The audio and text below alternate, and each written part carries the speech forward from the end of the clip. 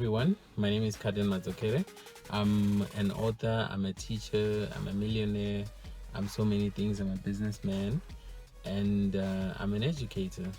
So I would like to share my story and show you how I came from nothing, literally, to where I am today. Some of the things I talk about them in this book, how I, a Zim guy, became a millionaire in South Africa. So I came to South Africa in 2009, July 2009, yes. So I came because a friend of mine, like before I came here in Zimbabwe, I was a teacher, but I quit teaching because it was bad. The economy was so bad. Like, there was a time when you'd earn your salary, go to town, struggle to get your money in Zim dollars, and when you eventually get your money, you convert that to South African rands, and then you see it equates to 40 rands. So I thought to myself, so I went to university, I studied, I graduated, and then I'm done. I'm teaching the whole month, then I earn 40 rand. So why should I stay? So I quit teaching. I think it was my second year teaching. So in Zim, I didn't really teach. I taught more in South Africa than I did in Zim because I quit. So when I quit, I went to meet my brother. We went to this town in Zimbabwe where we were selling diamonds. So we'd go and buy diamonds right at the mine. Like, obviously it was illegal, and would buy diamonds and sell them in Mozambique, sell them in Harare, things like that. To a point where we couldn't do that no more because the government put an end to this. They shut this thing down. So when everything was shut down, there was nothing to do, no business. A friend of mine told me, oh yeah, you can come to SA, things are good here, we're living big and so on. And I said, okay, that's a good idea. Then I bought a bus ticket and I was supposed to go and stay with him. So the problem is he couldn't face the lies that he used to tell me, obviously. The things he was telling me, that your life is good here and all that, it was not really true. And yeah, he told me he had an apartment and this and that and so on, so I can come and stay with him. But the truth for the matter is he was sharing, and so he couldn't like do that with me. So what happened then was, when I told him that I'm almost in Joburg after Pretoria, and then he switched off his phone. So I tried to call him. I slept at Park Station, and the next day I still have that, like, no, he wouldn't do that to me. There's no way. Like, we grew up together, he wouldn't do that. Anyway, if he does that to me, where does he think I'm going to sleep? But he did it. So but not that I'm not angry at him at all, because I feel like it had to happen. I think also I wouldn't be where I am today if it wasn't for him. If he didn't give me that push, if he didn't make me come to SA, because in SA that is where most everything here that I have happened. So am I angry at him? No, I'm actually thankful. So are we friends? Yes, we are. I was talking to him this morning. So we like, and I'm not even hiding it. As in, I'm not pretending to be okay. I am okay, and like, I forgave him because he actually did. I think that phase was supposed to. I always think everything happens for a reason. So it was meant to happen. So it happened, and I'm so thankful, because if it didn't happen, I would probably still be in Zim teaching, and I don't know what. Maybe I'll be struggling right now. So yes, that's how it happened. So he switched off his cell phone, and now I'm stranded. I slept at Park Station for like 4 or 5 days or more. I don't know, like somewhere there. But it was around 4 or 5 days. So my aunt used to stay in Hillbrow. So I'd wake up, go to her house. she was sharing with other women, so I couldn't really move in with her. So uh, I would go to my aunt's place, and then her landlord didn't want visitors, so she'd tell me, yeah, she's not here, can you come quickly? Then I'll go there, take a bath, eat, and then go back on the streets. So I was literally a street kid, a graduate who is a street kid. So in my bag, I had a few clothes, and my degree was in there. So just think about it. So in the morning, I would wake up, see people coming off the train, walking to work, and I would envy those people and say, wow, if I could be that, like these people. Because what I felt was, these people are coming from home. Wherever it is that they stay, they slept in a room, in a house, on a bed. And here I am sleeping on a bench at Park Station. And it happened to be my home. But fortunately, it was my home just for a short space of time. So after that, after those 5 days, like, the thing that had happened was, a year before I came here, my wife, or should I say girlfriend at that time, yeah, but I'd say my wife, she was already in Pretoria. She was staying in Pretoria with other girls, and the thing was, I had paid lobola, but we were supposed to have a wedding first, so we couldn't stay together, because in our culture, that's how we do it. So we couldn't stay together, so she was not supposed to be an option. But sleeping at Park Station for those days and so on, and her staying with her friends, uh, it, there was no other way, so I had to move to Pretoria. That's how I started staying in Pretoria. So she was staying in Sunnyside, so I moved in with her. And fortunately, it was towards the end of the month. It was actually month end. So she told her landlord that she's gonna need a room, since she was going to be staying with me. And so so we started staying together. So the first thing I remember that I did, upon moving in, was I had to find something. She was a waitress. Actually, she was a bartender at Dross at that time. So she was working at Dross, and so she would come home with some tips and all that, and that's what we used to survive. So as for me, I had no source of income at that time.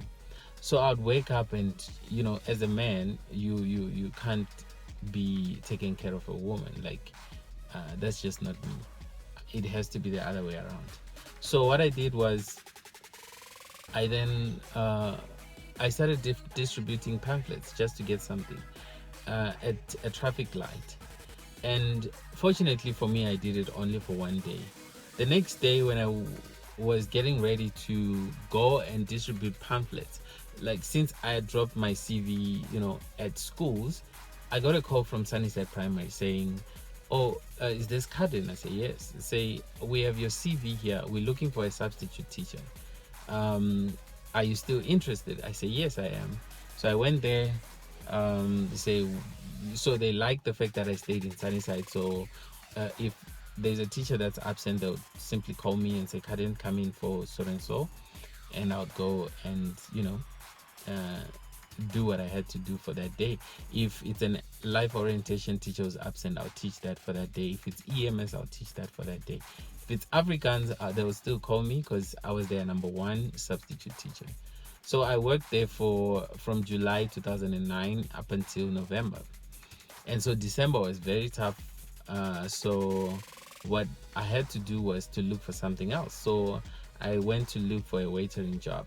Then, so I started waitering at Max's, and I started making tips and coming home with something. And fast forward, the next year, I got a job at Berea Park, where I was teaching economics 10, 11, 12, and tourism 10, 11, 12, if not 10, 11, somewhere there. So I taught those two subjects in 2010, met new friends, and it was nice. What was nice is the fact that I was teaching economics, because I love economics. So I was so fortunate to get that job. But the salary was not too good. I was earning 5,000. I think when we started, it was 4,500. But honestly, for me at that time, look, the previous year, or I knew that teachers in Zim were earning peanuts, so 4,500 was a lot. It's just that some things were expensive. Like when we look at what do you call it? Um, Rent, food, all those things being expensive. The 4,500 was not as much as it would if, let's say, I was staying in Zimbabwe. So yeah, then time went by. Uh, I tried a lot of businesses. I tried a lot of things. Went into debt. Then I realized that my life was going, down south in terms of progress. Like, we went into debt, and trying to get out was difficult.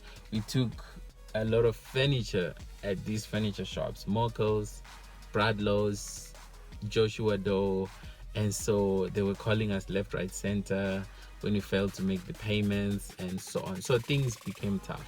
But in the house we had nice furniture, so uh, you know and we bought expensive furniture, and to this day we're still using the bed, that because it's really, really durable. It was expensive, so it's strong. Years later it's still there, and it's still, so yeah. Then the other thing that really helped me was that I always, tried a lot of things. I remember at some point I tried a panel beating business, but it didn't really take off because it's not my area of expertise. But how I got into that was, my very first car was an accident damaged car. It was hit by the driver's door. So I bought it because it was cheap. It was some guy who stayed at my flat at that time who was selling it. It was an Audi A4 98 model. Yeah. And that was 2011. And so it was roughly, 13 years old. So I bought that car, and I was so excited. So I took it to the panel beaters to fix the door. And so, since it was my first car here in South Africa, I would wait and, just hang around and see them work, because it was exciting to me to see how it's done. So when I saw how they did it, that's when I noticed that this must be easy and it's a good business. So whenever I got my salary, I'd buy equipment for a panel beating business, and I registered a company, KHAB Trading. And I remember then so KHAB Trading was meant to be a holding company, and then I created the name Dosam Motors. And Dosam, I copied the idea from Audi, because Audi meant listen. Oh, it's a long story.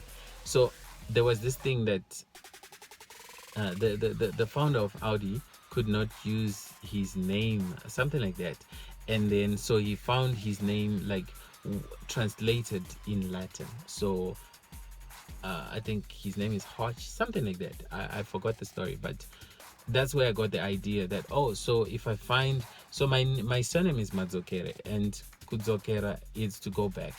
So back is Dosam in some language. I think it's Latin or whatever. I don't know. So that's where I got the Dosam concept from. So I then called it Dosam Motors. So Dosam Motors was meant to buy accident damaged cars and fix them, or become a panel beating company. So I started buying equipment and so on and so on and so on. So there's a guy who was supposed to quit his job so that he could work with me. And so when it was time for us to work together, he wasn't ready to quit his job. So it became impossible for us to work together. So Dosam Motors died before it even made money. Then there was a time when I tried scaffolding with a church mate, and so we had KHAB scaffolding, or was it Dosam scaffolds? I can't remember. Yeah. So we tried it, used a lot of money to try and make this happen, but we didn't make money. So all that, tried a lot of things and never really made money. And even investing on the JSE, I started buying shares in 2012, somewhere there, or 13.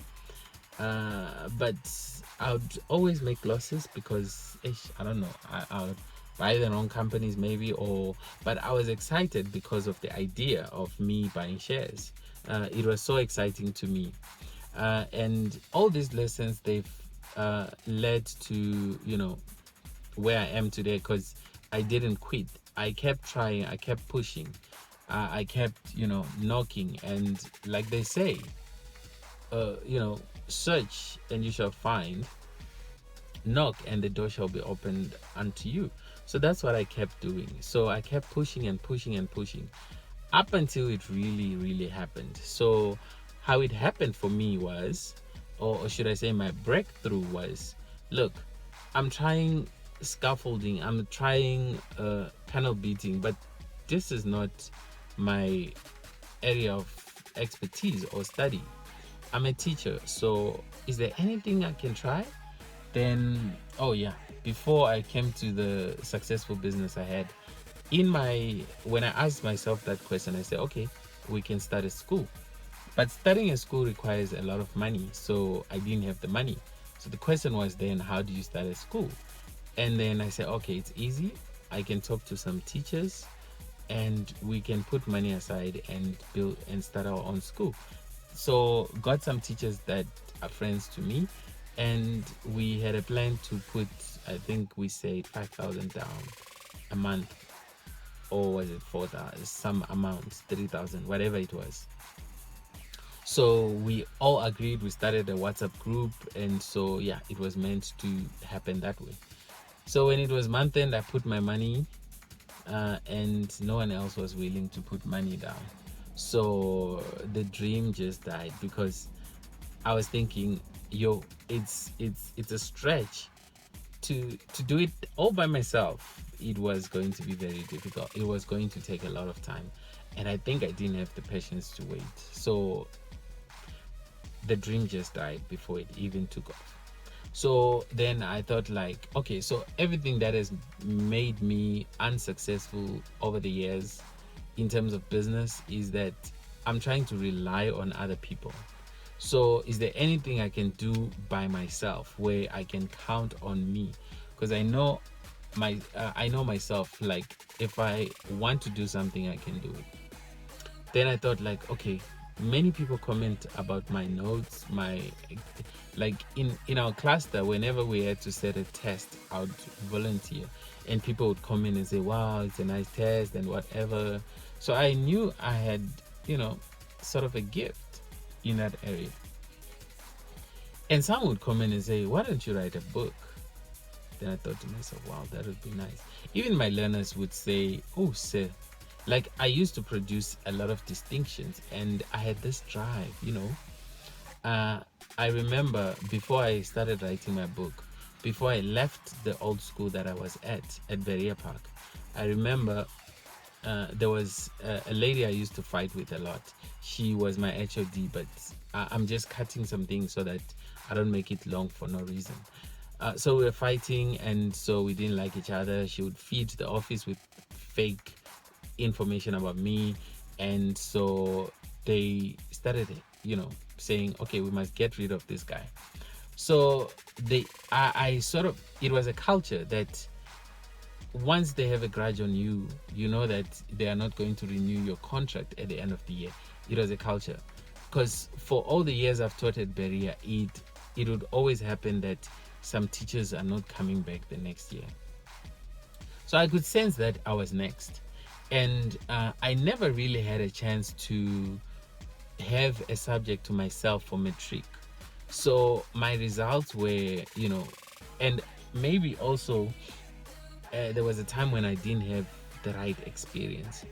But when I really mastered, like, the loopholes in the subject, and I saw that if you tell your learners to do this, if you teach this way, if you give them this, they will definitely pass. So because of the conflict I had with this lady, they decided that we were not good working together. So they gave me economics by myself. They gave her business studies by herself. So we didn't have to share, and so we didn't have to have conflict every now and then. So then after that, what I did was, um, whenever they call me to the office to complain about anything about me, I'll go, like my retaliation to that, like my anger, I'll put it on my learners, not in a negative way, but in a positive way. Like I'll give them more information, I'll teach them more, I'll do extra classes, I'll do. My response to anger was giving my learners more. I guess I was doing that to prove that I wasn't who they thought I was, because they thought maybe I wasn't good enough or something like that, but I wanted to show them that. So what I did then was, okay, fine, I'm gonna show you guys. If we are going to have distinctions at the end of the year, I'm going to take more than half of the entire school's distinctions. That was my goal. No one else knew it was my goal. So I pushed and pushed and pushed for that year, and I had good learners that year as well. I remember a boy, Duman, he got 94%. That was good. And there was a girl, something Thovu, she got 90%. And another one was 88. Look at my distinctions. They were not like 80s, and they were 90s, 88s, somewhere there. And I had, all in all, I think I had 8, and the whole school had 15, if I'm not mistaken, somewhere there. But what I was excited about was the fact that I had more distinction than everyone else combined. That was my goal anyway. So when then the year ended, and then after that, they told me I wasn't gonna come back next year. I said, okay, it's fine. But when the result came out, they called me. I was in Zimbabwe, I remember at that time. They called me, they sent messages on WhatsApp and whatnot. Called me and say, come back. So I came back because I was there. I didn't have a job. So I worked, but I was now looking for other places to go. That's when I had an opportunity to go to Queens. And when I got to Queens, I remember mentioning at the interview, like what I did was, waiting for the interview, they asked me, waiting for the interview, I saw they had this thing, teacher of the year, and I crammed the teacher of the year for the previous year. It was Mr. Quatermans. So when I went up for the interview, when they were asking me about myself, I told Ma'am Panayotakis, that was my principal, during the interview, I said, they say, tell us about yourself. I say, I don't believe anyone can beat me at what I do. Say, okay, explain. I said, the only reason Mr. Quatamanzi was teacher of the year last year is because I wasn't there. Because there's no way I could have been there and then he becomes teacher of the year. Like, it's impossible. They really. So yeah. Say, okay, look, put this in my contract. If I don't become the best teacher this year, then fire me. And they took me, and when the year ended, I was surely teacher of the year. I had the best, I had more distinctions than anyone, 100% pass rate, very good average, very good improvement in everything. So, and I think the pass rate previous year was 88%. So I took it up to 100 and so on. So it was just good. So I set a good pace. Then but let me go to the business side. That is just showing like my mentality. Like, I always had this thing that when I'm sitting in a room with people, with teachers, I'll just look at them and say, they are not better than me, I can beat them. Whenever I go to the parking, I'll be jealous when I see people with nicer cars than mine. So I always had this thing that I want to park the nicest cars here. And one of the reasons I have so many cars is because I have this thing of like, it has to show that it's me, it's Kaden. I have to drive the best car. But fine, I'm not there yet. But amongst my peers, like at a school with teachers, like, And one of the, like, some teachers would have a nicer car, but one thing for sure is they'll have bought it on credit, and I buy all my cars cash. So that's one of the differences. So yes, you might have a nicer car, but I bought mine cash. That was the mentality. And I would want to be the only one who's changing cars like it's jeans. Today I would come with this, tomorrow I come with another one and another one. Like, that has always been me. So but coming to the business side, the breakthrough for me was when I went to Queens. That's when I started writing my books. So I started writing the Distinction Bound Student Grade 12 Economics. So that book took off, like, really, really it did. But before that, I skipped something that I was teaching and waitering at the same time. So I've always had this thing, like, I'm hungry for money, I want money. So when I started writing my book, I made it replace my waitering job. Like, look, every day after school, I go home, take a bath, sit in my office in my house, and start writing my book. So I'll do that every day, listen to Jim Rohn, get motivated. See, because you feel like quitting. It's not easy, trust me. Writing a book is not easy, but I always say it's like eating an elephant. If you try to swallow an elephant, you're not gonna succeed because your mouth is too small. So how do you eat an elephant? You eat it one piece at a time. Like, that's exactly what you do. Take one bite at a time, then you will finish an elephant eventually. So that was my mentality. So I started in March 2013. I finished in December. No, that was 2014. I finished in December 2014. So 2015, I published my book. So getting it out there to the teachers was now the next step. So at a meeting with all the teachers, what I did was I asked my facilitator, Mr. Mike Ngwane, because I was in D4. I asked him, can I please present my book to your teachers? And then he agreed. So during his meeting, I had like 5 minutes. So in those 5 minutes, I had to make an impact. I had to make teachers believe that yes, it is the best book. So I spoke to the teachers. I told them about the book. I had copies at hand, so I showed them around. Then they looked and they were like, yeah, it looks like a good book. It looks like a good book. They went through and they say, yeah. So it was $195 at that time. So I sold all 20 copies, or it was 30 copies. All copies that I had that day, I sold them out. So now I have cash. So in my book, you'd find my phone number. Then those teachers would call me. Hey, Karen, I need to order for my learners. So I started getting orders, and that's how it came. That's how it started. So I started selling those books to everyone. Like, and then it went out of the province. Now I'm seeing Limpopo. Now I'm seeing Mpumalanga, and so on, everywhere. And to this day, Limpopo is my biggest market.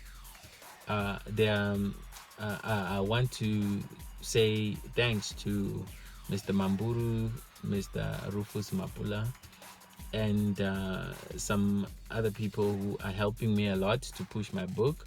I can't mention all of you here, Mem Walji, but and big thanks to all the subject advisors that have been helping me. Ria Duplessis, Mike Nkwane, Mr. Loti, he's retired now. Mem Mofokeng.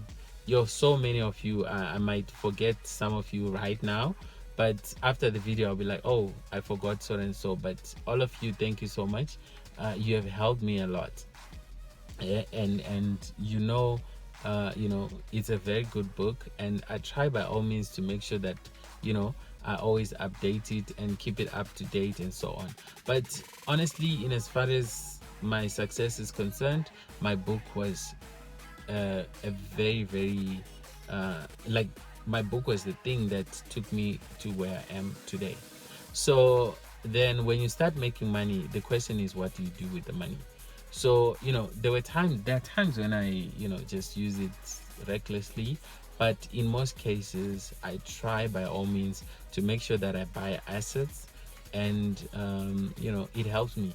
I read a book, Secrets of Millionaire Minds by T. Harv Eker, and in that book I learned to track my net worth.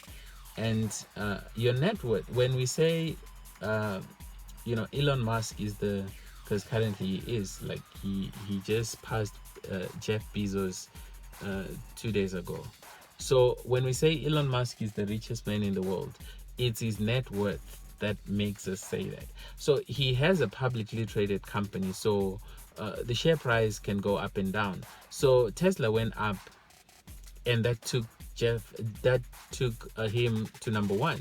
Same way as how Jeff Bezos passed Bill Gates.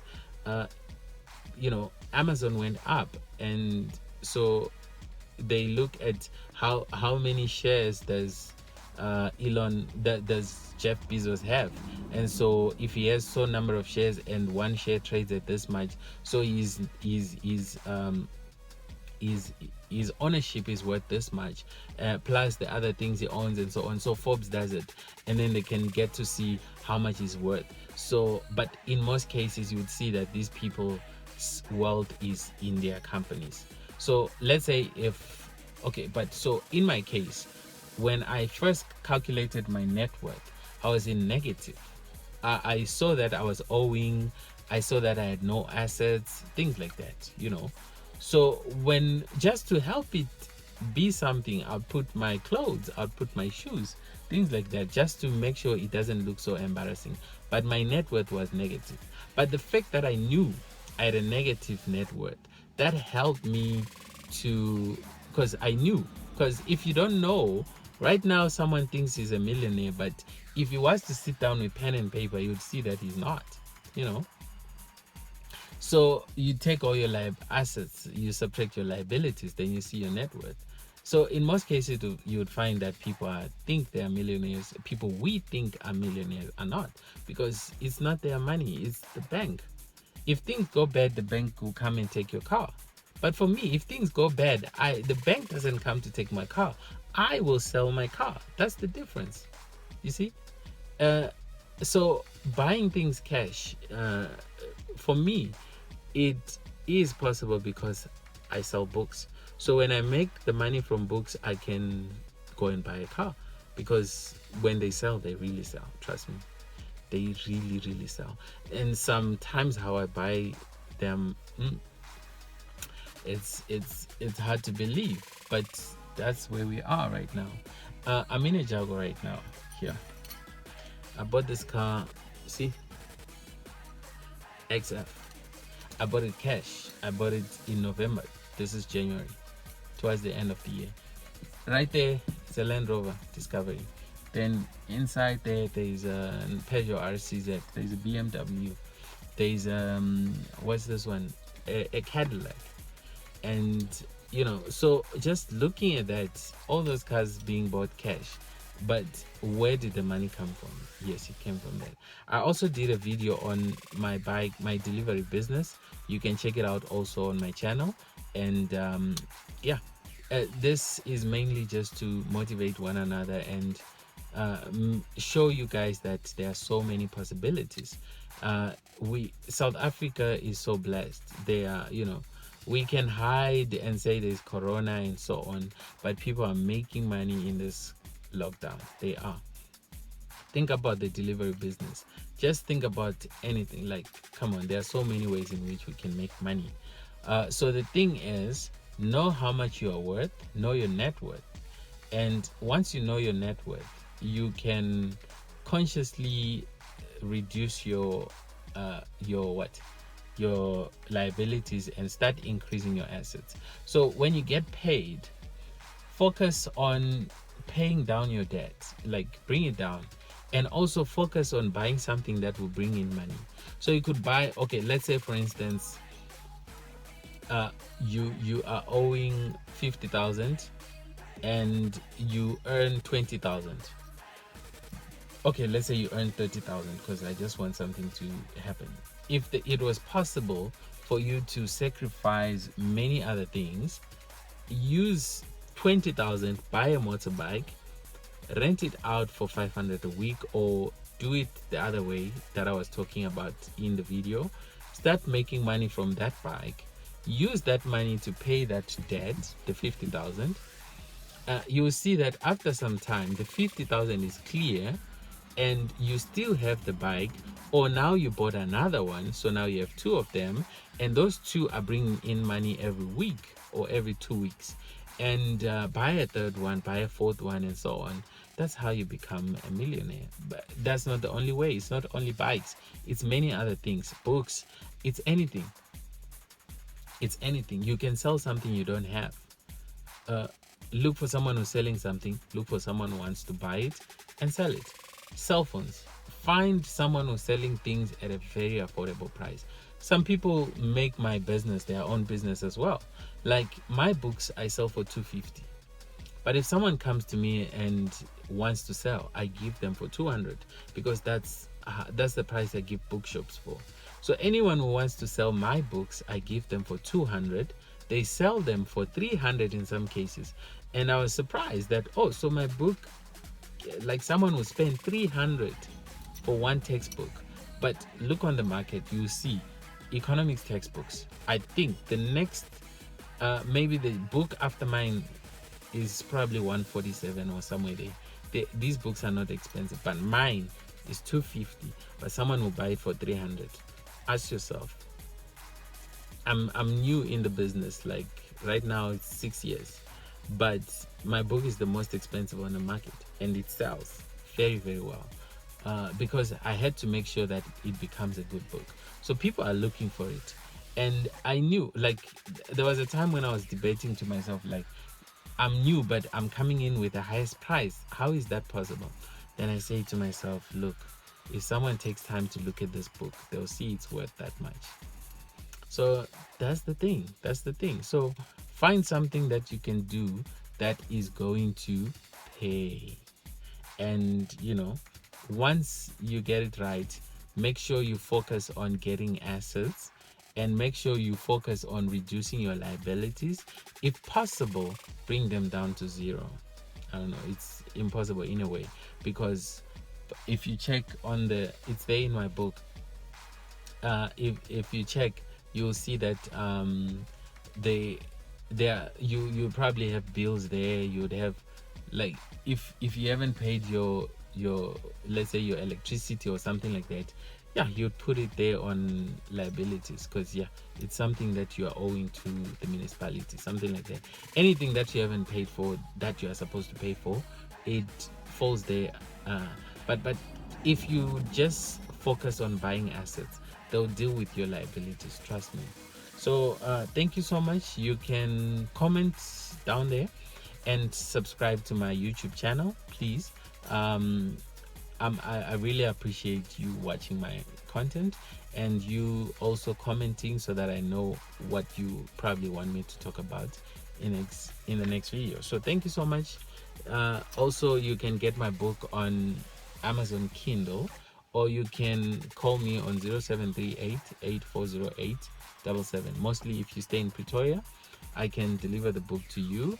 And also my textbooks, economics grade 10, 11, 12, business studies grade 11 and 12. So thank you so much. We'll talk.